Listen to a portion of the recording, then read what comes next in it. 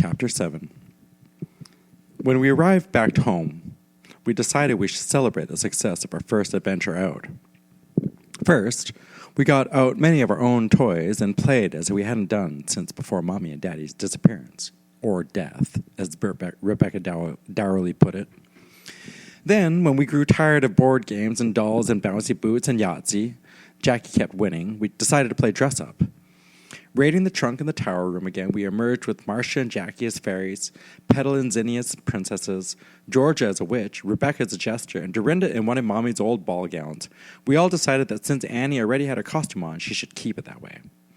But it had been a long day, with lots of pressures and worries, and no sooner were we in costume than we realized we were famished.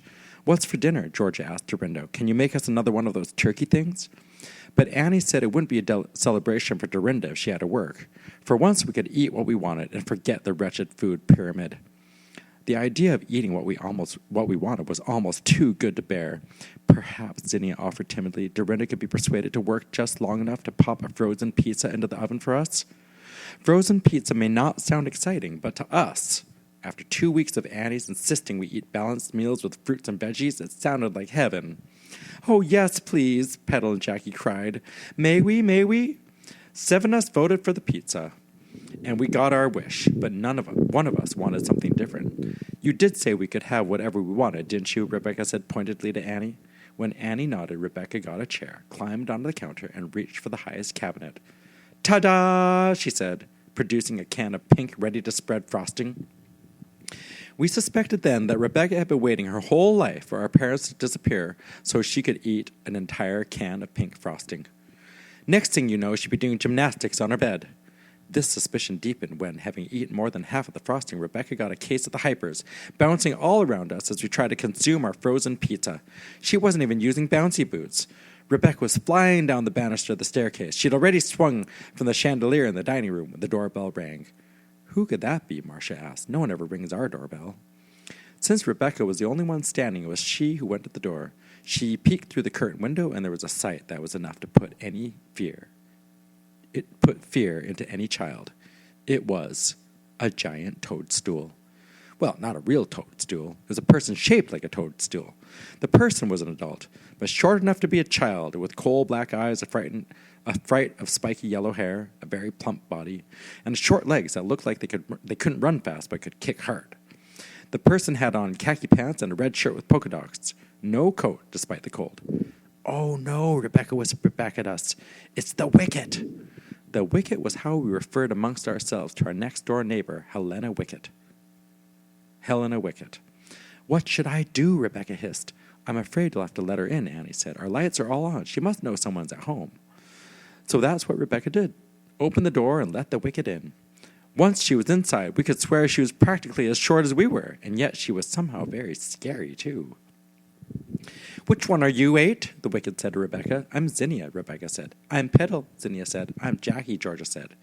It may not have been nice to fool her, but we had a theory about people like the Wicket. If they couldn't be bothered to get our names straight, treating as though we weren't each an individual person in our own right, we certainly wouldn't help them out in any way. "I'm Aunt," Jackie started to say, but the Wicket cut her off. "That's enough," she said, raising a palm. "I don't need to know any more. I came to deliver this present to your parents." For the first time, we noticed something in her other hand, an oblong pan with the red and green crinkle wrap covering the top. It looked heavy. "I have a fruit cake for them," the Wicket said importantly. It gave off a horrid smell, causing us to try not to inhale. "Oh," Annie said, and then she paused. "My." When she resumed speaking, she spoke brightly. "Well, here, let me take that from you." But the Wicket held the pan out of reach. "I prefer," she said, "to deliver it myself. I have been very concerned. Your parents always attend the Collins' New Year's Day bash, but I did not see them this year. I've tried calling here often to make sure everything's okay, but no one answers the phone, nor is the machine on." It was true. We'd stopped answering the phone because we'd discovered that most calls were nuisance calls. It was always telemarketers asking us stupid questions or people trying to sell us credit cards, which we really didn't need. We already had plenty of those. "But what if whoever is connected with Mommy and Daddy's disappearance tries to contact us?" Petal had asked at one point. To which Annie had replied, "I don't think it'll happen that way. Whoever that person is seems to favor communicating by leaving notes behind that loose stone in the drawing room." In a house with 8 people, it had been odd to hear the phone ring without anyone ever answering it. The phone seemed to get louder and louder sometimes, as though it were screaming, "Pick me up, pick me up!" But after a while, we'd gotten used to hearing it ring, unanswered. We'd gotten used to our parents disappearing, and after that, we could get used to anything. "You're so right," Annie said to the wicket now, "and we're very sorry. We'll be sure to answer next time." "That will be an improvement," the wicket paused, peering closely at Annie as though she was trying to make out which of one she was. "Petal. What a mistake to make. But I'd still like to speak with your parents." "I'm afraid that's impossible," Annie said quickly. "How so?" the wicket demanded just as quickly. "I saw the car drive up a few hours ago, and it never left again." "Daddy is in France modeling," Zinnia piped up. "And where is your mother?" the wicket pressed. "Surely," she surveyed our disorganized home, messed up during the course of our celebration, "surely you can't be here alone." Pause.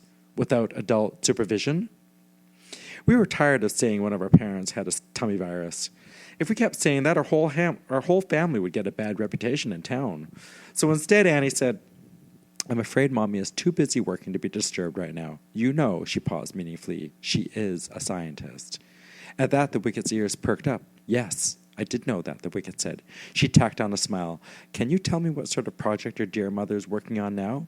"Sorry, no," said Annie abruptly. "Top secret." The wicket looked disappointed. "Then, do you know what it is?" "Afraid I can't answer one way or the other," Annie said. "If I did, the thumbscrew guys would have to come for me." "I see, Zinnia," the wicket said. "It's Marcia," Annie said.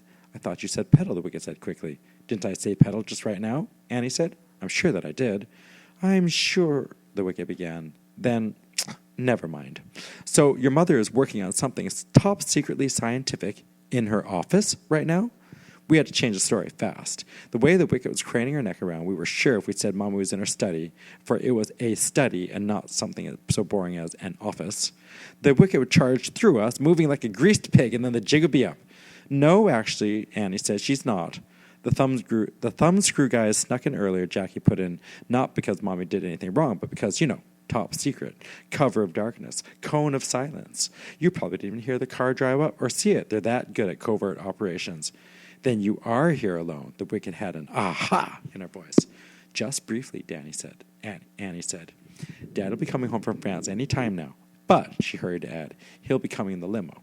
And it's one of those very quiet limos, so you probably won't hear him. Also, he'll be very tired, jet lag. So I'll just take that lovely fruitcake from you now and see he gets it." "Perhaps I should stay with you," the wicket said shrewdly, although she did let go her vice grip on the fruitcake. Children really shouldn't be left unattended, particularly not 8 of them. "You can see," Annie indicated the wrecked room behind her, "we're managing just fine. And as I say, Daddy should be home any second." "Oops!" She cocked a hand behind one ear. "Do I hear a car now?" "You'd best go. If it's Daddy, he doesn't like to have visitors thrust upon him first thing. He just gets so tired. Jet lag, modeling, France." George and Rebecca each took the wicket firmly by an elbow, and Jackie raced ahead to open the front door. "But," said the wicket, but, "Goodbye, Mrs. Wicket," we all called after her as George and Rebecca attempted to shove her out the door. "But why are you dressed like that, Petal?" the wicket finally demanded of Annie. It was too late, though. Jackie had already slammed the door. "I'm dressed as Daddy, you stupid cow," Annie muttered to the closed door. "We're children. We're playing dress-up." "That was no fun," Rebecca said, wiping her brow. "And it'll get less fun," Annie said sternly. "That was a close call." "That woman is evil," Georgia said with a shudder. "But what can we do about her?" Marcia asked. "She lives right next door, and we can't very well move or ask her to move. I suppose the tall fence is out of the question, too." "And she'll be back," Georgia warned, ignoring Marcia's last comment. "Her kind always are." "We'll have to make it, then," Annie said, "so that she thinks Daddy did arrive back home tonight to put her off the scent." "But how?" Petal asked. "First," Annie said, "I'm going to get rid of this." This was the wretched fruitcake, which she offered to the cats, who refused it, before tossing it in the kitchen trash. "Now," Annie said, "follow me." So we followed her in the drawing room, where she walked straight up to the suit of armor. "Not the spear again," Georgia groaned. "Do you mean to kill the wicket?" Rebecca asked in a hushed tone. "No, not the spear," Annie said, "and we're not going to kill anybody." She thought about this, shrugged. "Well, not unless we have to." Then she grabbed hold of the suit of armor, directing us to help. "What are we going to do with Sparky?" Petal asked, using our pet name for the suit of armor. "Sparky's going on a little trip," Annie said. So, following her instructions, we carried Sparky out of the front room, where Annie had us sit him down in a comfy chair by the window. Then she drew the drapes and turned on the lamp behind the chair. "There," she said. "Anyone looking in will think a man's sitting in here." "Sparky doesn't look quite human, though," Marcia observed with a tilt of the head, not with that pointy helmet thing on.